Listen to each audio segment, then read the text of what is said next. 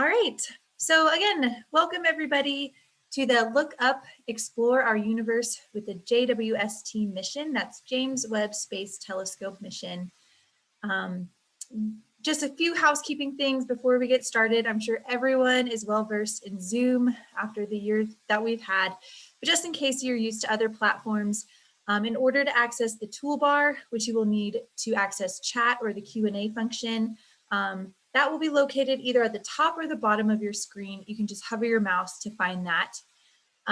Anytime you use the chat function, please make sure you're selecting all panelists and attendees. The default is just all panelists, and while we would love to just be the only ones who see your responses, it's great to share with everybody your thoughts and ideas. So make sure you're changing that drop down to all panelists and attendees for chat.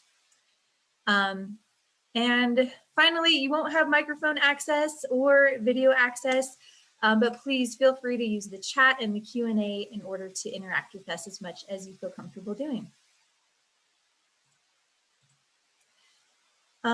Again, my name is Claire Ratcliffe Adams. I'm an education coordinator here at the Space Science Institute in Boulder, Colorado. However, I am so happy to be joined with two excellent facilitators today.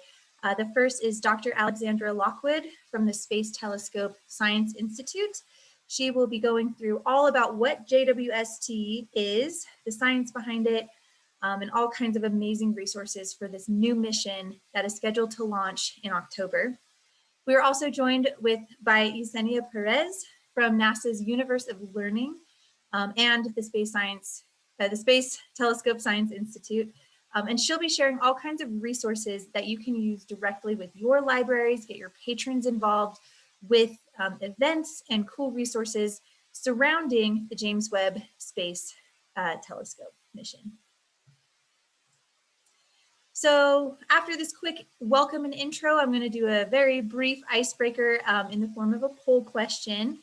After that, I'm going to turn it over to Dr. Lockwood to talk about the James Webb Space Telescope. And then Yesenia will tell us all about the resources from the Universe of Learning that you can take with your patrons. And if we have time at the end, we'll do a Q&A, but feel free while you're listening to the presentations to ask questions in the chat or use the Q&A function, and we'll do our best to answer all of your questions. So here is a question for everyone to consider. How many years back in time will the James Webb Space Telescope be able to see? So your options are 500 years, 100,000 years, 10 million years, or 13.5 billion years. I'm going to go ahead and launch this poll so you can actually click directly into the screen. If you have no idea, make your best educated guess. And we'll see what you all think. How many years back will the James Webb Space Telescope be able to see?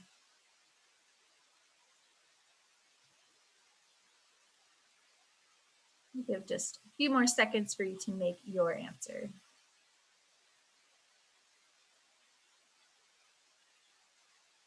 All right. I'm going to end the polling. It looks like everyone has answered and share the results with you all. And the majority of you did get this answer correct. So the James Webb Space Telescope will be able to see 13.5 billion years back, which is really mind-blowing. It's an incredible mission, and I'm looking forward to hearing Dr. Lockwood's presentation so we can all learn more about it.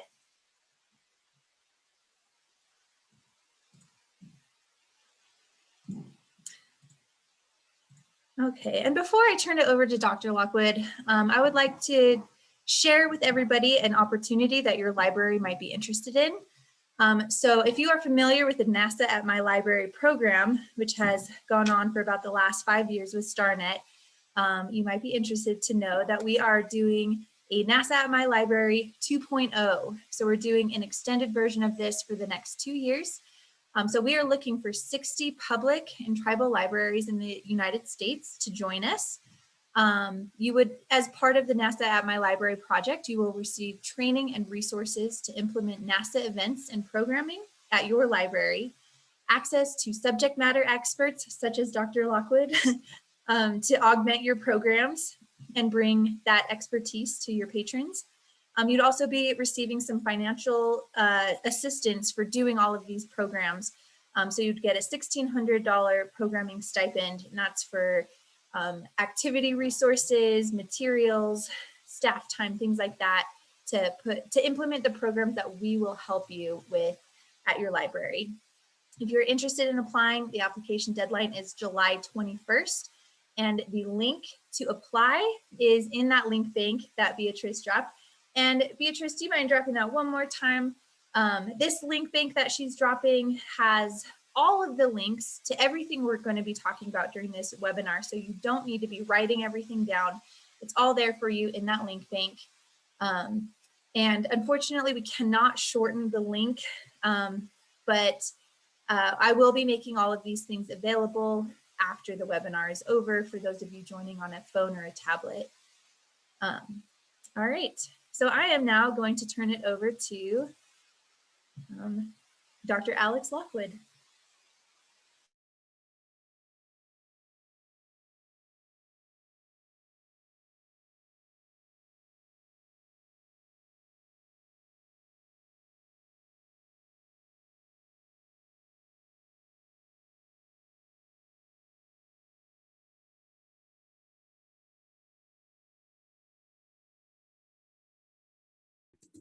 Can you hear me now? Yes. Yes? We can hear you, Alex. Okay, great. Sorry, my unmute went away. Hi, welcome all. I'm really glad to have you here and be able to share with you about the James Webb Space Telescope, which is launching this fall. Oh, I thought I could. Says, there we go. Okay, maybe it's just delayed. So the talk for today, we're going to talk a little bit about motivations for the telescope, and then how the telescope is going to operate, what it's going to look at, and how it's going to take advantage of its views in infrared light of the universe. And then we'll talk more about the telescope and the mission itself, and where it's going from here through the rest of the year until we get to our launch.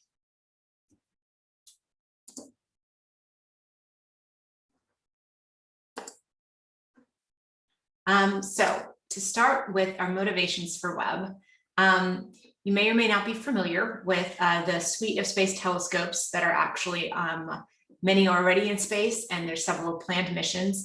This is from several partners, not just NASA, but several other partners that we work with, including European Space Agency, ESA in parentheses, the Canadian Space Agency, the Japanese Aerospace Agency, I think is what that's JWST stands for. There are several observatories out there on which, whose legacy James Webb is building, and we're preparing for future missions to continue the research, including up here on the left, JWST is now actually been renamed the Nancy Grace Roman Space Telescope, launching in a few years, and several other space telescopes. So James Webb is not unique.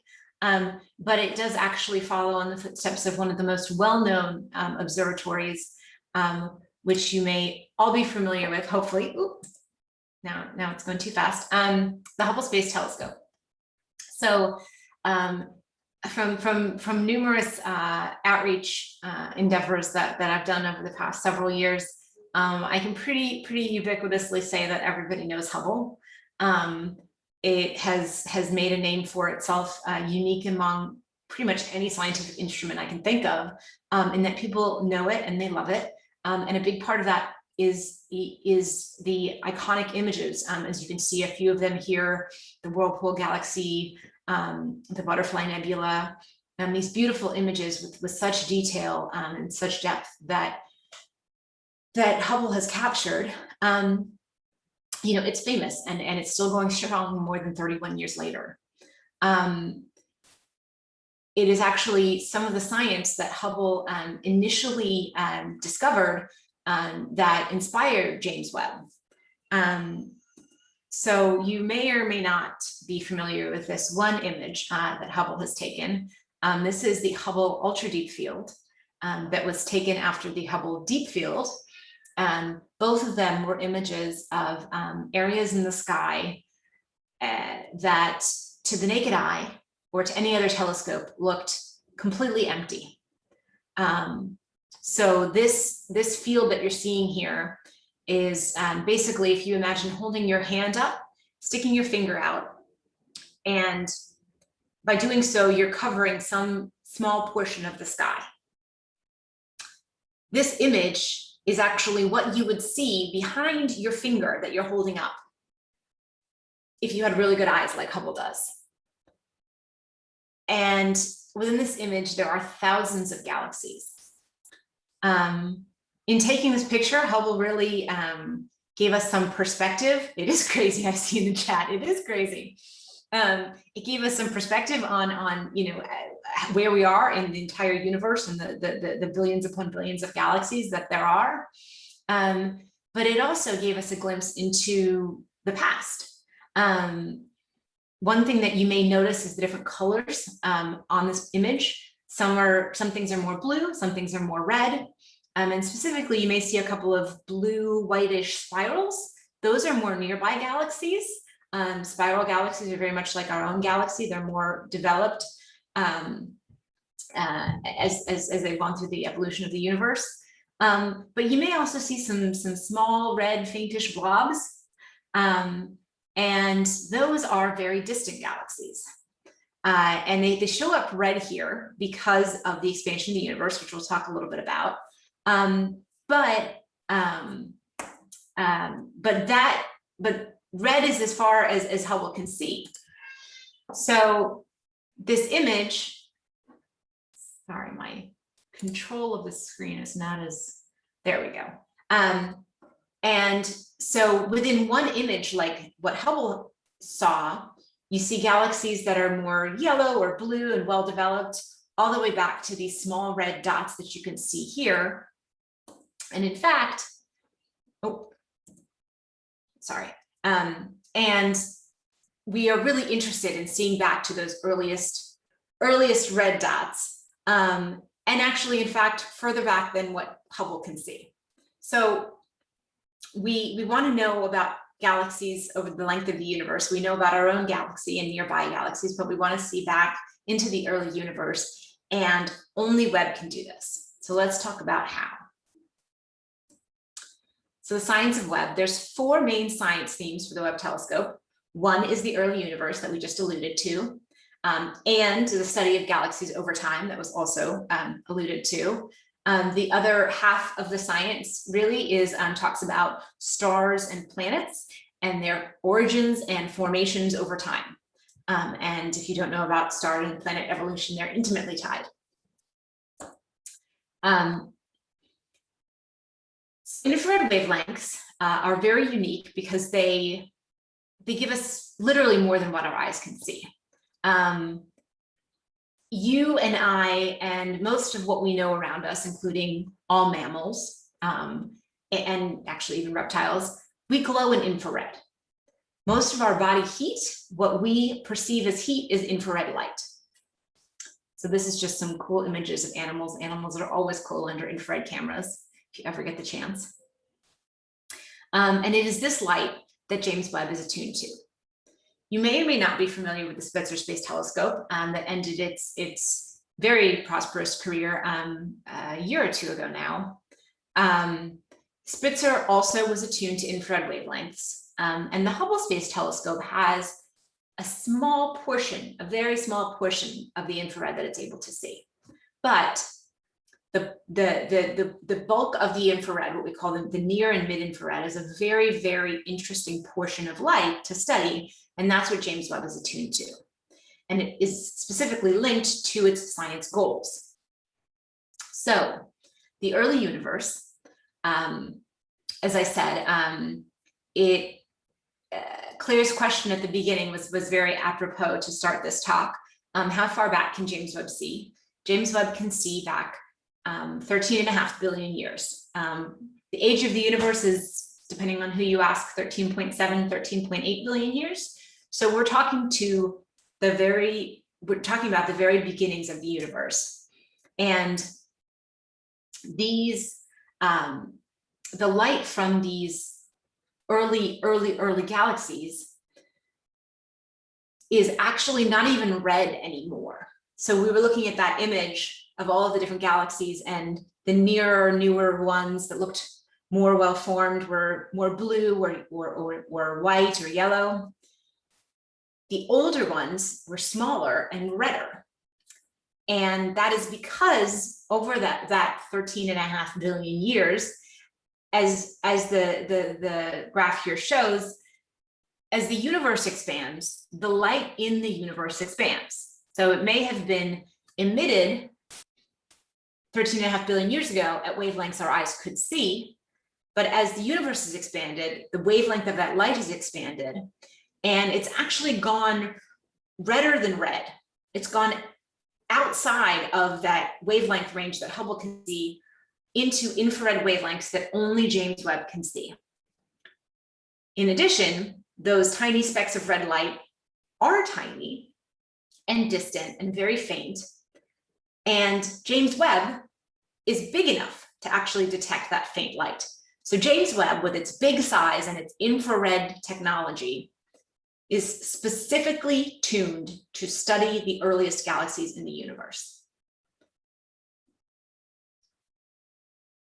This is just another diagram that's showing what that looks like and where Webb can see to. And so Webb is actually seeing the first galaxies as they form, which really probes the entire early universe, the structure, the dark matter and dark energy. That's not my specific area of study, but you know, if you think it's an interesting question of how did the universe form, it is a very interesting question, and we have a lot of theories, but we need some evidence in the form of the observations that James Webb is going to take to be able to understand those theories and test them. And so Webb is actually going to be able to see back to about 200 years after the Big Bang. So again, depending on how precise you want to go with the age of the universe, Claire was correct in saying that we will be able to see at least 13.5 billion years ago, if not a little bit before then too. This right here is the oldest galaxy that Hubble has ever seen, which is about 400 million years old. And if you ask yourself, you know, Webb will be able to see 200 million years after the Big Bang, and Hubble already sees 400 million years after the Big Bang. Well, first of all, this is the only galaxy that Hubble was able to detect that far back. Plus, you know, what's the difference between 200 years and 400 years? I have a 1-year-old, and I can tell you that every month of the beginning of someone's life and the beginning of a galaxy's life is very different and interesting, and we want as much data in that beginning times as possible. So in addition to seeing the very beginning of the universe, Webb actually can study galaxies of all ages. And specifically, galaxies are made up of 3 components: stars that we can see with our eyes, gas, which heats up and is very visible with Hubble and in our eyes, very hot gas, just like stars are hot gas. We can see all of those with our eyes. The third component of galaxies that we can't see with our eyes is dust. And dust, like humans, glows very brightly in the infrared. So in order to study galaxies, study them at different ages over time, and also to study them merging in these, you know, and that's part of what they do over time is they merge and evolve. And you can see beautiful images here of that happening. In order to really understand what's going on, we're missing a whole third of the picture here in terms of being able to see what the dust is doing in these images. We're just seeing in these visible images that Hubble has taken, we're seeing the gas in the stars. Furthermore, and this is my area of research, studying that dust that's in galaxies is actually the same dust that then comes together in a giant dusty molecular cloud to make a star system. And that's also where planets form. And so this upper left part of what you're seeing here, these 4 dark circles and with tiny bright centers, are actually what we call protoplanetary disks. They are little systems of newly forming stars, and that's the bright thing you see at the center. And there's a giant disk of dust around that star from which planets are going to form. But these images were taken by Hubble of protoplanetary disks in the Orion Nebula, and you can see that they just look dark. We can't really see them. With Webb, we're going to be able to see that dust glowing and be able to study what's in there. What is swirling around a young star that makes planets? Is it a lot of water? Is it a lot of silicate? Where does the water form? One of the big questions we have for our own Earth is, how did the Earth get water? Because our typical understandings of the temperatures and where ice freezes out and what molecules were there, we actually don't know exactly how Earth got its water abundance. And by studying other systems, we're going to be able to help inform our own evolution.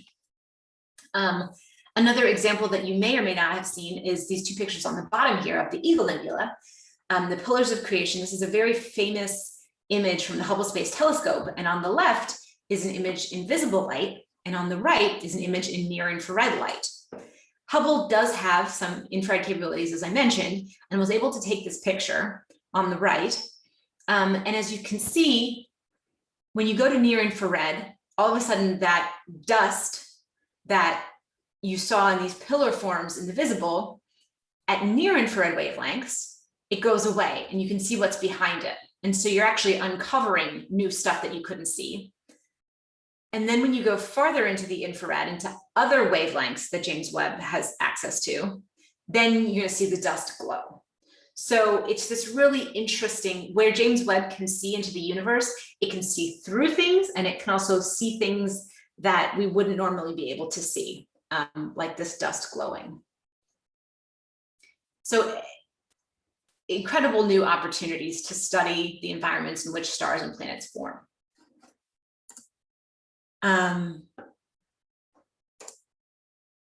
Next. And the other really cool thing about infrared wavelengths is that that's where all the neat stuff happens when it comes to chemistry.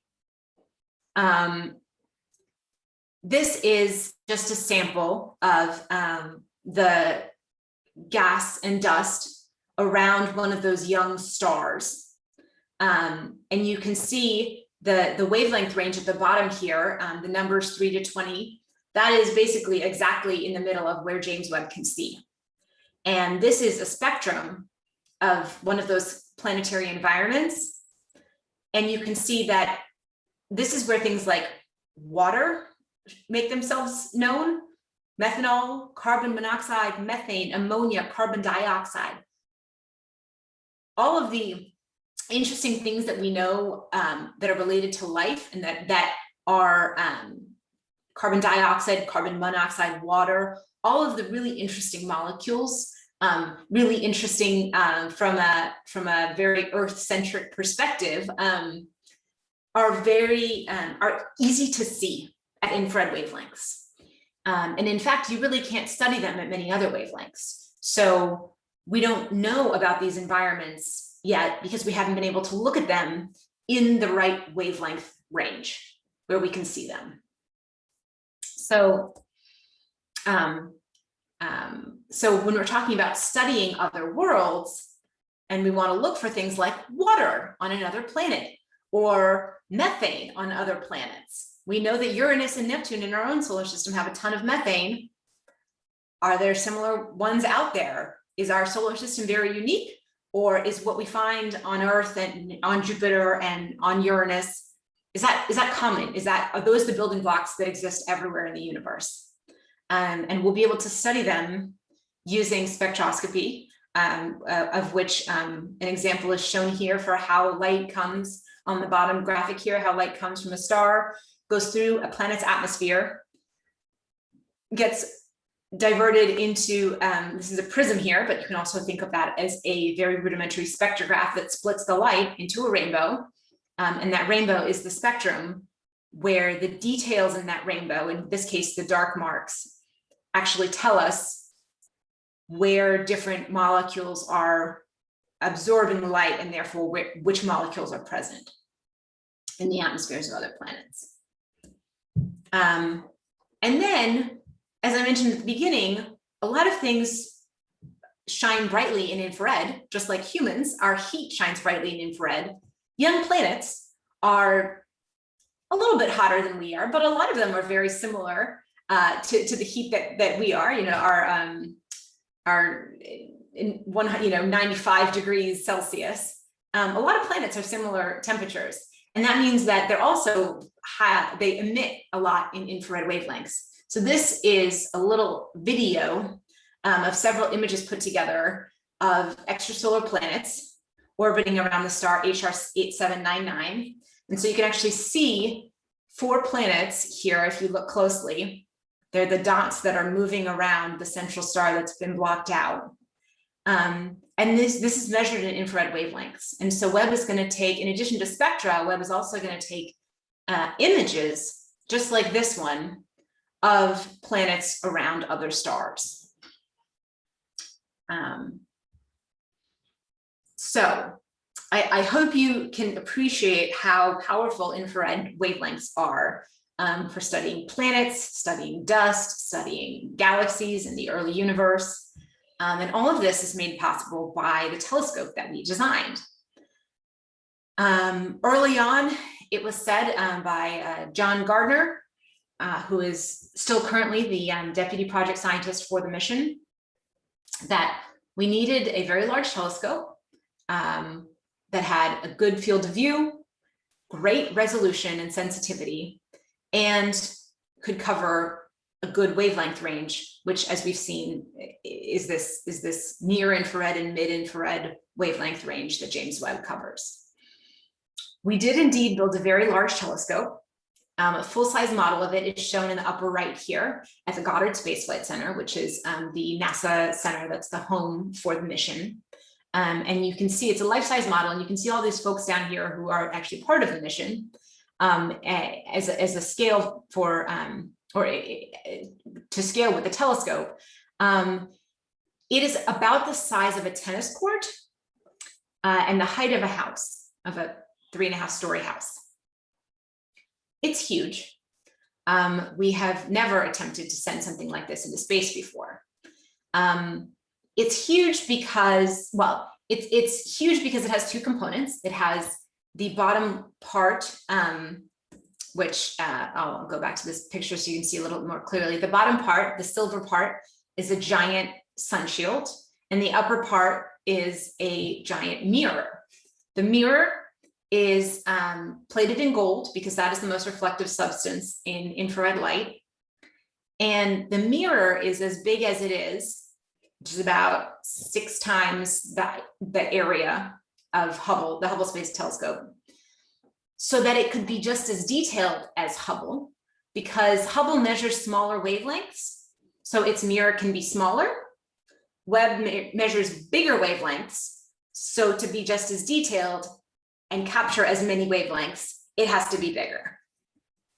So they had to make a really big mirror to capture infrared light, but then they had to protect that mirror from things like the sun and the earth, which, like us, are very hot.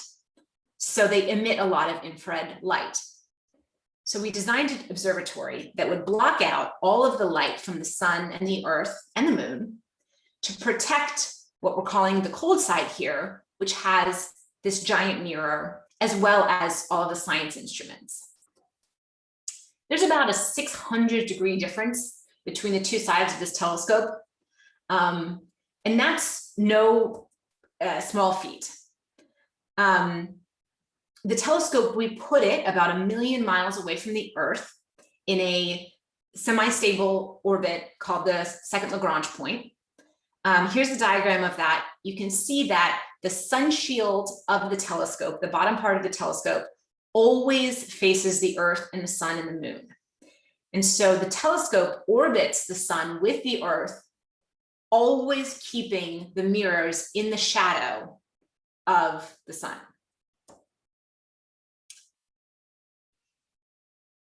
To make this happen, this very complex machinery, it required an international collaboration with the European Space Agency and the Canadian Space Agency. And so there's over 15 countries that were involved in this mission. Many of them are listed here. As I mentioned, the two main pieces of this are the 6.5 meter mirror, the primary mirror, and the 70-foot sun shield. The sun shield is 5 layers of very, very thin material that, as I mentioned, create a 600-degree differential between the two sides of them. This was all incredibly new technology, the sun shield, the folding mirror to go into space. This is the first time a segmented mirror is going into space. This is the largest mirror that NASA has ever sent into space, the largest telescope NASA has ever sent into space. And we had to be pretty ingenious to actually even fit it into the rocket. It's launching on an Rn5 rocket this fall from French Guiana, from the European Space Agency spaceport there. When we created Webb, the US didn't even have a rocket that was big enough for Webb to fit into. Even folded up, you can see the geometry of it folded up here. And we're going to watch a video in a second of how it unfolds. But we had to partner with the European Space Agency because we couldn't even send it into space. And so the Rn5 is their rocket that is large enough to send it into space. That does happen later this year. We're on track to launch with a target launch readiness date of October 31st. So it's not guaranteed to launch on Halloween by any means, but we will be ready by then. And then once we launch, it's only sort of the beginning of the end of the journey, or really just the beginning of the journey period, because we have a complex unfolding sequence in space. We had to fold up the telescope just to fit it in the rocket and get it out into space. So we're really glad we could do that. But then we have this huge engineering challenge of unfolding it in space. And so this is a video quite sped up, and you can see the timestamp on the top. This is a sped up video of how the telescope is going to automatically deploy all of its pieces in space. So what you're seeing right now is the flaps of the sun shield opening on the front and the back. And now there's 2 pieces in the middle, we call them the mid booms. They're going to pull out, thereby extending the layers of the sun shield, which then separate one by one all 5 layers so that there's space in between that also creates thermal insulation. So the sun shield has now spread out and tensioned. That takes about a week. Now the secondary mirror has come out and the sides of the primary mirror have folded forward. All of this happens automatically, but we can also control it directly if we need to. It happens automatically in space. And as you can see at the top, day 29, it takes about a month to do that and to get out to its orbital location 1 million miles from the Earth. Which if you look at the bottom of the screen, 1 million miles is well past the orbit of the moon. So this all takes about a month, and then it's about another 5 months before the observatory really cools down in space, and all of the instruments and all of the science capabilities get checked out and tested. All of the mirrors get tested and aligned so that they can focus on an object, all 18 mirror segments together. And so we really do, by about next May, we hope to get the first science images from the observatory. And that's going to be a huge celebration for the Space Telescope Science Institute, for the mission, for the astronomical community, and hopefully for the world, because this is really an incredible feat of engineering that's going to enable science, that is what Hubble has delivered and well beyond. So I think that's all I had.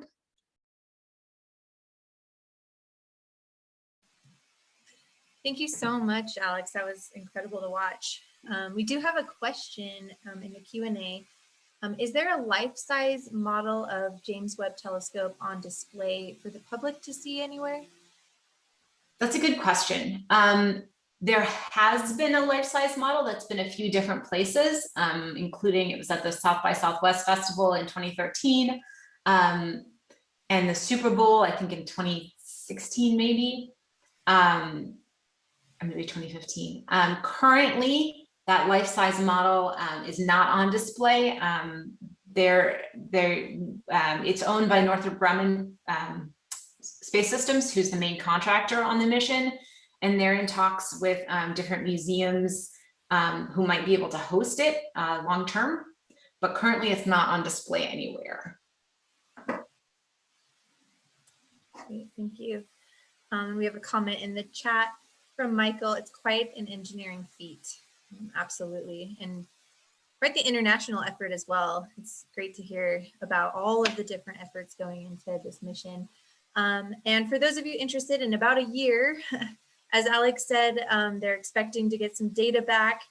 We will be hosting another webinar when we get data back from the James Webb Space Telescope, and we'll be having an additional webinar to talk about what this telescope is finding and what types of information we're receiving.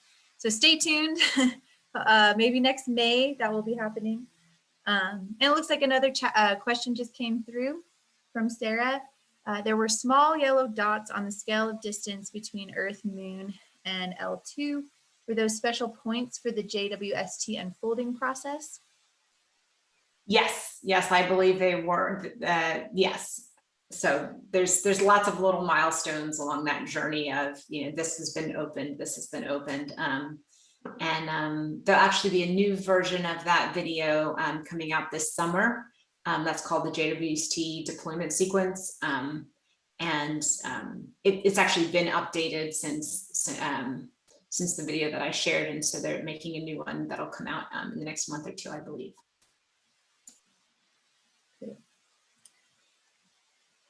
And another question, how long to receive pictures once launched? Excellent question. And it will be about 6 months. And that's because all of the pieces have to unfold. The entire observatory has to cool down to the ambient temperature of space. And then there's one instrument that has to cool down even more and has separate coolers just to do that.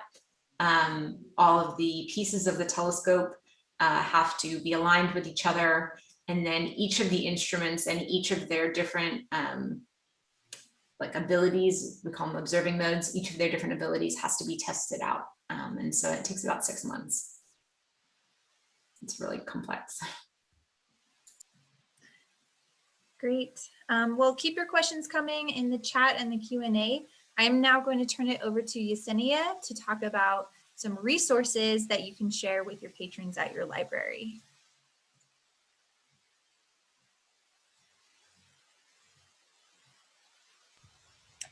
Hi, everybody. Can you see my screen okay and hear me? Yes, we can. Awesome. So today, like Claire said, and thanks to Alex for that wonderful discussion on web science. I always love hearing about it. Every single time it gets me excited. I'm going to be talking today about community engagement tools and resources you can use to promote and highlight your upcoming web events if you would like to in the fall after it launches, and then as we continue doing web science. Of course, due to time, I'm only able to highlight some of the resources, but follow the link in the chat to see the other resources that I provided as well. All right. So learning with Webb. Webb provides an exciting opportunity to engage learners in fundamental concepts of science and technology. It will allow us to uncover the hidden universe with Webb's infrared detecting technology, stars shrouded in clouds of dust, water in the atmospheres of other worlds, and the first light from the earliest galaxies ever formed. And we can provide sort of these activity guides that allows you to explore those different types of science at that link there on the slide you see there at universeoflearning.org/GSON. And some highlights from the activities, if you follow that link, is called Light and Color, but explore different lights, especially visible light, but you can explore infrared. What would Webb be able to see in infrared heat? The expanded universe, sort of playing with time and looking back at the start of the Big Bang. There's also NASA's Universe of Learning Girls Steam Ahead program cookbook called the Electromagnetic Spectrum that allows you to do different activities with the different spectrums of light, and then some other resources and activities at that link there. And then, let's see. Oh, there we go, tools. And then now I'm going to talk more specifically about some tools and resources. So public outreach is very much at the heart of STSCI's mission.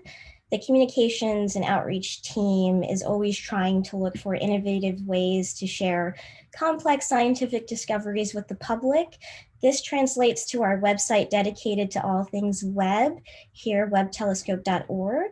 It's an interdisciplinary group of communication professionals, such as designers, educators, science writers, developers, and scientists that work together to prepare and disseminate news items, as well as posters, videos, exhibits, and other informal education products in print and digital format, all at that website there. And there is Spanish translations for some of our products, which are all located at webtelescope.org. And this is produced by Space Telescope Science Institute Office of Public Outreach.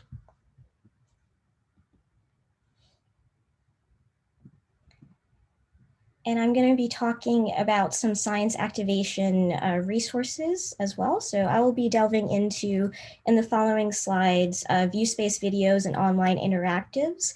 The image you see to the right here is actually an image capture of interactive called a slider, and it's going into depth of how it breaks down sort of star death of the Crab Nebula.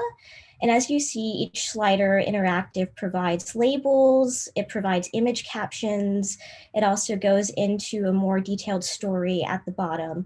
So you can definitely go through the different topics if you're interested, and I'll talk a bit more about it later at a later slide. I'll also be talking about Micro Observatory Astrophoto Challenges, science briefings in partnership with Museum Informal Education Alliance and Solar System Ambassadors, Informal Learning Network program models, as well as to find subject matter experts for your Webb event.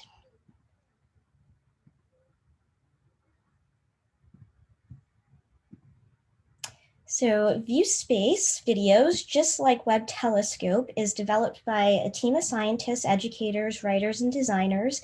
It takes a village to do all this work, working closely with NASA missions. The videos featured are the latest imagery from satellites and space telescopes and provide unique insight into our understanding of the universe. The View Space interactives that I talked about at the earlier slide allows you to explore objects and materials from different perspectives. And some topics that sort of highlight Webb science a bit more are forms of light, detecting other worlds, and exoplanet diversity. So you can follow those different themes at viewspace.org and sort of explore more for those interactives on Webb science more detailed. And for videos highlighting Webb, you can always search on ViewSpace, the videos, and search through Webb content. And if you see here, I was able to sort of screen grab some images of videos that highlight Webb and Webb science. And these videos can be used as additional support for exhibits that you might host. It could be used for library support. It can also be used and accessible free to everyone to use and explore either on your cell phone on your laptop, on your iPad, any digital technology that you're using, you can go on to view space completely free and easy to use.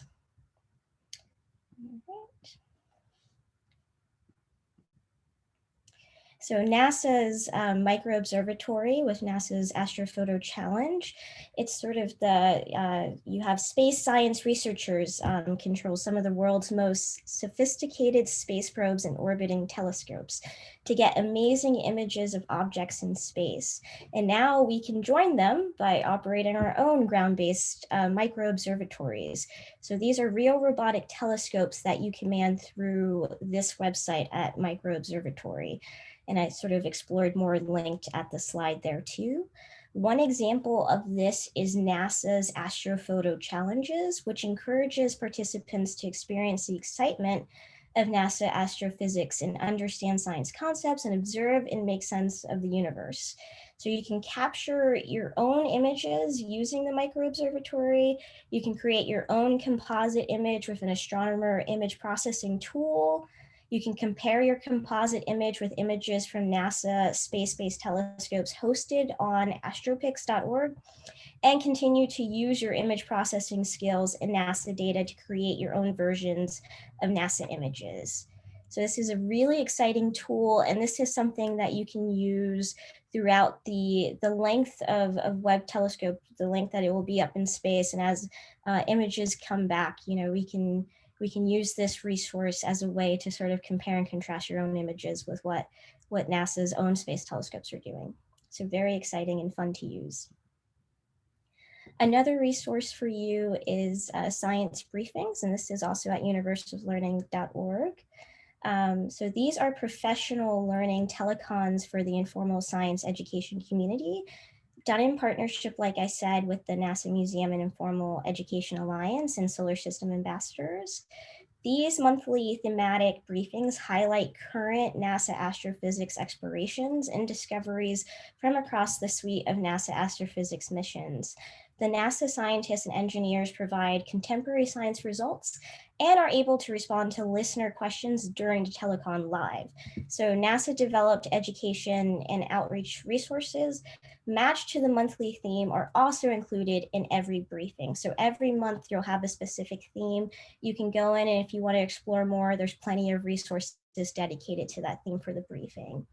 These can be used specifically as training support for staff and/or docent volunteers leading up to an event, additional science interaction after a program or event ends for curious minds. It can also be used as supplemental material during a program to explain those sort of hard to understand concepts. And this can also be, this can be done through sort of a multi-day event or camp that you might have at your library, and also can be used for support for college or lifelong learners during a lecture and event. So very good resource. And this is at universeoflearning.com. And sorry, I didn't have that slide up for you there, but this is the science briefings. These are some of the views of the different science briefings that we have and the different themes that you might see there. So definitely explore that, like I said, at universeoflearning.org. Let's go to the next one. Our other resource is our Informal Learning Network. So institutions that have sort of developed and tested sustainable models of innovative STEM learning for their audiences. These models utilize NASA astrophysics assets and resources, particularly from NASA's Universal Learning, making STEM learning more accessible and compelling. So when you go on there, you'll be able to find adaptable program models, and there will be a new set of program models that had just launched that feature virtual learning and engagement during a COVID world. So the pandemic hit all aspects of informal learning, and this network of institutions really used our resources in a new and exciting way to reach their audiences virtually. Program models that you will see there will provide recommendations, list of resources that they use, as well as detailed curriculum and activity guides. So definitely check it out if you're curious how other institutions, even specifically libraries, have used our resources and are reaching their audiences. Another resource here is subject matter experts. So if you're hoping to host an event for web or doing something around web science in the future and you want to use a subject matter expert, these are experts in the field that you can host at your site either virtually or in person. NASA's Universe of Learning works to ensure that these subject matter experts are paired with educators and learners in a way that makes sense. So if you're, like I said, if you're working on a product and an opportunity that could be enhanced with this SME, please follow the link request on to request a SME for your learning activity. And that resource is actually linked. I believe they plugged that in for the chat for you.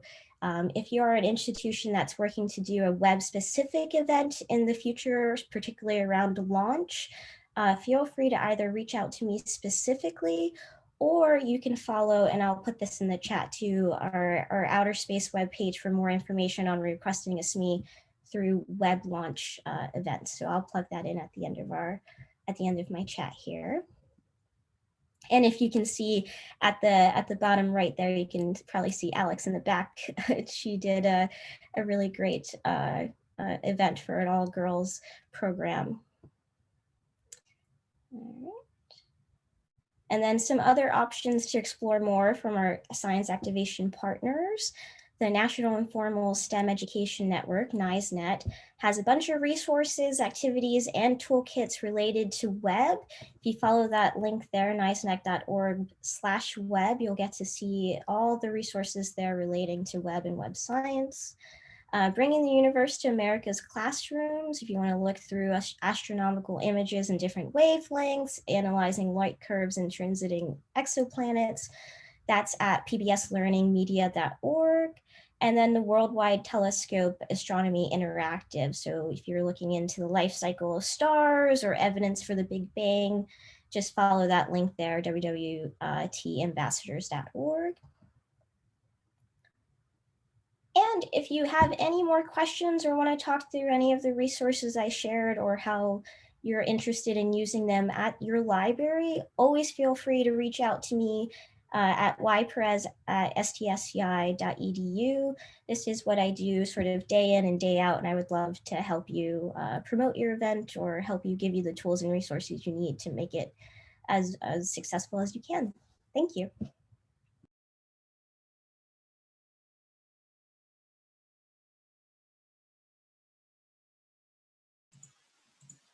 All right, thank you so much, Yesenia. I really appreciate you sharing all of those resources.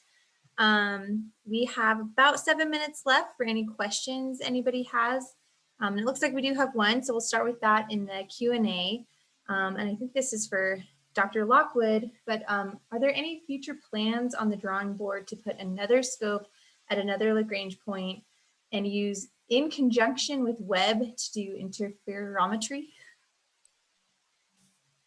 Good question. There are not. So the other Lagrange points, I mean, the only ones that would be options for interferometry are L4 or L5, and they're a little bit less stable.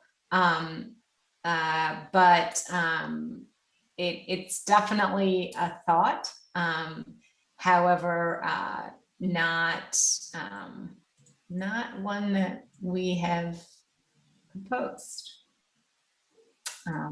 There's other space interferometric observatories, but yeah, not with Webb. Webb's capabilities are such that it can stand on its own. So.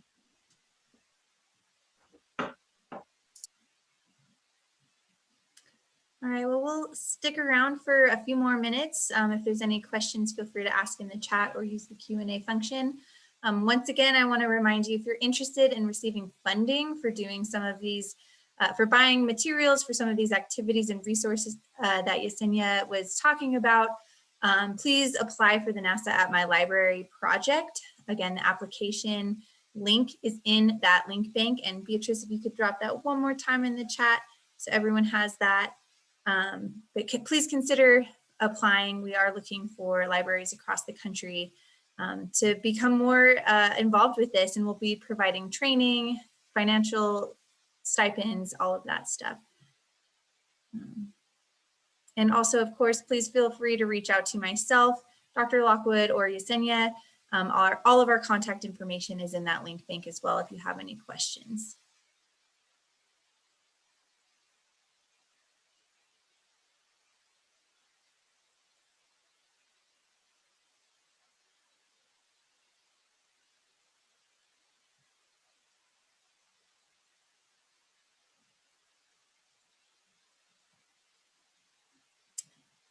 Yes, we're getting big thanks in the chat. Yes, and once again, thank you so much, Dr. Lockwood and Yesenia, for joining us. Really great information. We're very excited to see what happens with this mission. So we'll stay tuned. One question, can we apply for NASA at My Library if we have been in that program before? I believe the answer to that is yes. I have a colleague, Stephanie, in the chat. You might be able to confirm, but I believe that is fine. Yes, and Stephanie confirmed, yes, you can. If you were a part of NASA at My Library 1.0, you are absolutely welcome to apply for 2.0.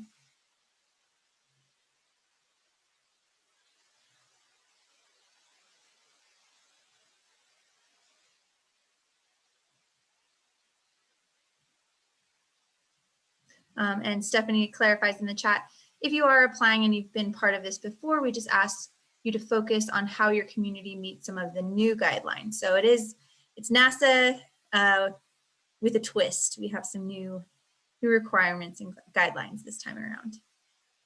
And Josephine asks, can you just briefly describe what it has been like as a woman in your field?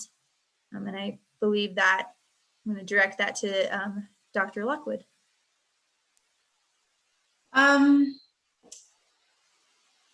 I have definitely faced my share of adversity, could be one word, condescension could be another word. But I always, I guess I tried to work in spite of it.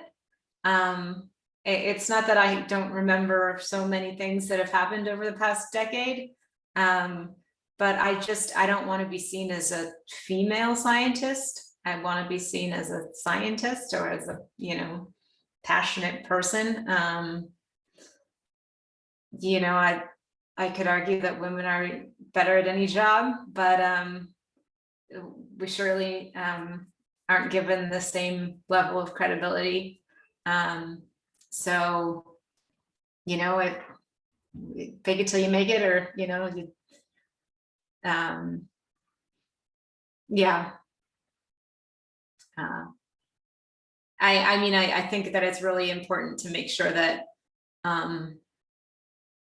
we just worked to make it less of a barrier, and there definitely are more women in STEM now, which is awesome. So, as women, we have to just continue to support and mentor other women in all fields.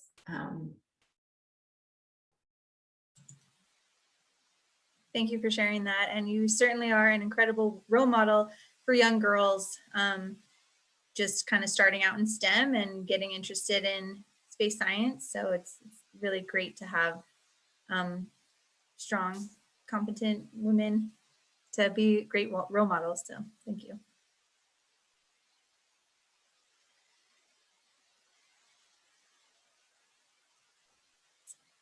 All right, well, thank you everyone for joining. Thank you to our guest facilitators.